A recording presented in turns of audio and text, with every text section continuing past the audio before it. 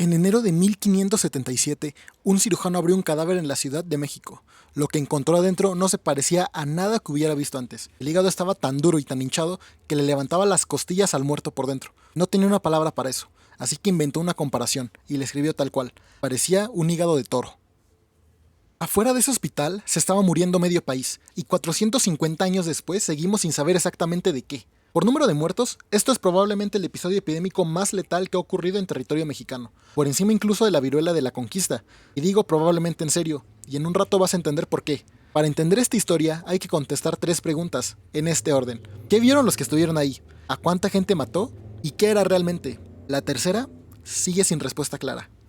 Empecemos por el nombre, porque el nombre ya es una trampa. A esto se le llama cocolistli. Suena a diagnóstico, pero no lo es. Viene de cocoya, estar enfermo, y en el diccionario que Fray Alonso de Molina publicó en 1571 aparece traducido así, en 2 palabras, enfermedad o pestilencia. Y ahora, fíjate en esto, porque es el detalle que a mí me convenció de hacer este video. Los nahuas sí tenían nombres específicos para las enfermedades.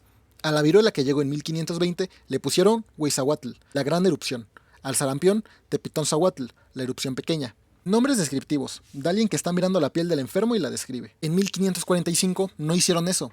En 1545 usaron la palabra genérica. Dijeron literalmente enfermedad. Y cuando una cultura que tiene vocabulario para nombrar lo que ve y de repente recurre a la palabra más general que tiene, normalmente es porque lo que está viendo no se parece a nada. Y esa palabra se repitió. Hay al menos 12 brotes distintos registrados con ese mismo nombre entre 1545 y 1642. Nos importan los 2 peores, 1545 y 1576. Del de 1545 tenemos el testimonio de alguien que estuvo dentro. Fray Bernardino de Sahagún, el mismo que se pasó la vida documentando el mundo nahua, escribió que se halló en Tlatelolco durante la peste, que enterró más de 10.000 cuerpos y que al final la epidemia le dio a él. Sobrevivió, pero sí le tocó.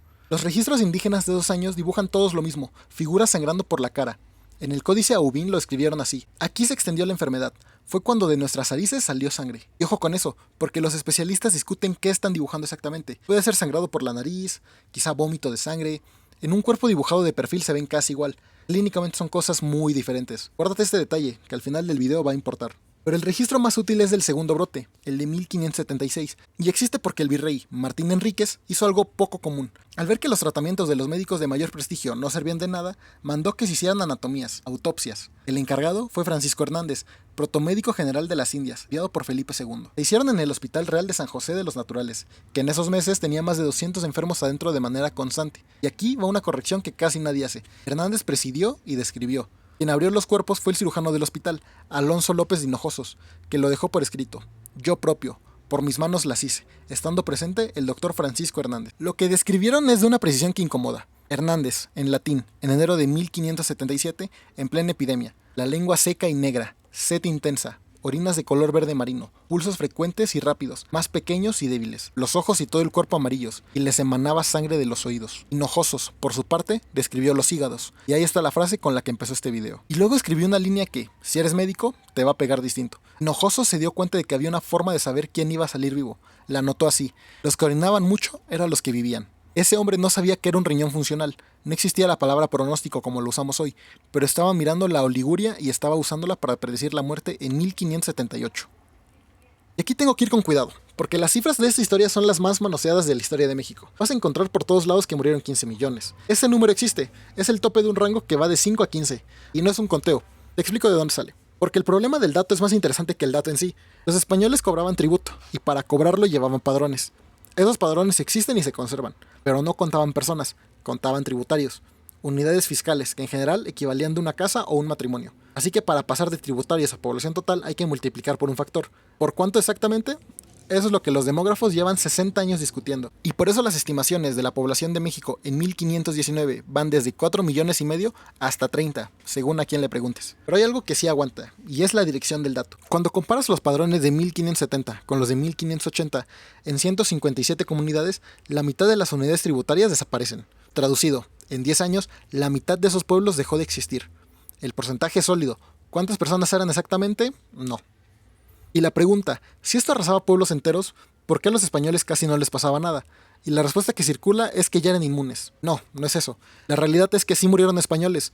Lo que hubo fue un gradiente, no un muro. La enfermedad avanzó primero por los pueblos indígenas, luego por las poblaciones mixtas, luego por las comunidades africanas y hasta el final por los asentamientos españoles. La mejor explicación no la dio un genetista, la dio un testigo, Juan Bautista de Pomar, en el siglo XVI, y es de una claridad brutal. Los que lograron prevalecer fueron dos clases de gente: los ricos, vestidos, cubiertos y bien alimentados, y los que vivían en tierras calientes. Guárdate también esta segunda mitad, los de tierras calientes. Porque de la primera mitad no hay mucho que discutir, no era la sangre, era la comida, la ropa y el techo. Y para 1545 la vida de la población indígena ya había sido rediseñada. Encomienda y trabajo forzado, congregaciones, que era juntar a la fuerza poblaciones dispersas en asentamientos compactos, compartiendo agua y drenaje, hambruna, sequía y encima lo que rompe todo. Cuando enferman todos al mismo tiempo, se cae la red de cuidados. Sahagún lo escribió mejor de lo que yo lo podría llegar a decir. Por todas partes caían de golpe, no podían curar unos de otros, ni menos había quien les hiciese pan. En una fiebre sin antibióticos, el tratamiento es el agua y la comida. Eso es todo lo que había. Cuando la mitad del pueblo está en cama, no queda nadie para dárselos. La epidemia no mató sola, mató porque no quedó nadie de pie. Y todavía falta la pregunta difícil. ¿Por qué de todo esto tenemos crónicas, cifras, dibujos, y de lo que no tenemos nada es del culpable? Durante 4 siglos y medio, todo lo que hubo fueron hipótesis: tifo, peste, sarampión, fiebre amarilla, o una fiebre hemorrágica desconocida. Todas discutidas sin ninguna probada, que no había forma de probar nada, hasta que apareció un lugar. Se llama Tepozcolula Yucunda, en la Mixteca Alta, en Oaxaca. Era la capital de un señorío mixteco, no azteca, y ese detalle importa porque los titulares de 2018 lo dijeron mal. Cuando llegó la epidemia de 1545, la gente de Yucunda hizo algo que dice más que cualquier cifra: convirtió su plaza principal en cementerio. La plaza era el corazón cívico y ceremonial de la ciudad, y ahí terminaron más de 800 personas en fosas múltiples cortadas a la mala sobre el piso de estuco. Y el perfil de los muertos no es el de una población normal, son todas las edades muriéndose al mismo tiempo. Poco después, abandonaron la ciudad y se bajaron al valle. Ese abandono es lo que lo vuelve irrepetible. Nadie volvió a construir encima, nadie removió los entierros. Es el único cementerio conocido que se puede ligar directamente a esta epidemia. Un equipo de Lina lo excavó entre 2004 y 2010, y en 2018 se publicó lo que encontraron adentro de los dientes, porque ahí es donde buscaron, en la cámara pulpar. El razonamiento es elegante. El esmalte protege el interior del diente del ambiente del entierro, y la pulpa es tejido con vasos sanguíneos. Si alguien murió con una bacteria circulando por la sangre, ahí queda registrada. Y no fueron a buscar un sospechoso concreto. Eso es lo importante del método. Secuenciaron todo el material genético que había y lo compararon contra 6.247 genomas bacterianos conocidos. A ver qué caía. Sí que cayó una bacteria: Salmonella entérica, Cerobar paratifi C. Y no es la salmonela del pollo mal cocido. Es una gastroenteritis. Un adulto sano te toma unos días y después se te pasa. Esta es otra cosa. Atraviesa la pared del intestino. La capturan las mismas células que deberían destruirla. Sobrevive adentro de ellas y viaja por todo el cuerpo. Se llama fiebre entérica. Y en la era anterior a los antibióticos, la fiebre tifoidea mataba más de 1 de cada 10 enfermos. La paratifoidea suele ser menos letal, más o menos la mitad. Y para paratifi C en particular no hay tasas de mortalidad establecidas. Lo advierten los propios autores del estudio, porque hoy casi no se diagnostica. Ahora, mete cualquiera de esos números en una población desnutrida, hacinada por decreto, sin nadie que la hidrate, y con el agua compartida y contaminada. Y no es solo la fiebre entérica, incluso la salmonela común, la del pollo, puede volverse invasiva y matar cuando el huésped está desnutrido. Eso pasa hoy, en África subsahariana. Y aquí es donde la historia se supone que termina. Titulares de 2018, resuelto en misterio.